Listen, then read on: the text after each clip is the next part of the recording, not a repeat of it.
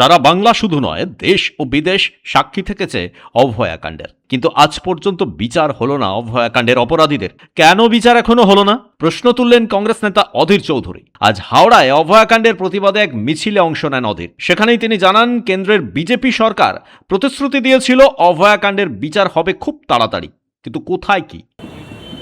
সারা বাংলা শুধু নয়, সারা দেশ এবং বিদেশ যে মর্মান্তিক এবং বিভিন্ন ঘটনার পরিপ্রেক্ষিতে উত্তাল হয়েছিল, তখনকার তৃণমূল, আজকের বিজেপি উভয়েই বাংলার মানুষকে প্রতিশ্রুতি দিয়েছিল যে অপরাধী গ্রেপ্তার হবে, অভয়া বিচার পাবে। কিন্তু আজ আমরা বাংলার মানুষ দেখতে পাচ্ছি সেই অভয়ার বিচার নিয়ে ভোট হয়, কেউ জেতে কেউ হারে, কিন্তু অভয়ার বিচার সেই টিভিতেই থেকে যায়। আজও বাংলার মানুষ জানতে পারে না কোন কারণে, কোন ব্যক্তিদের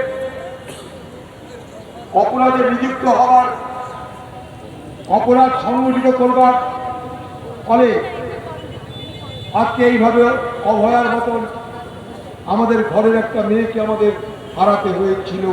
অধীর চৌধুরীর সঙ্গে অভয়ার বিচার চেয়ে মিছিলে হাঁটেন সমাজের সর্বস্তরের মানুষ। বিভিন্ন সম্প্রদায়ের মানুষ এই মিছিলে পা মেলালেন। হাওড়া থেকে সুমন আদকের রিপোর্ট, পূবের কলম ডিজিটাল।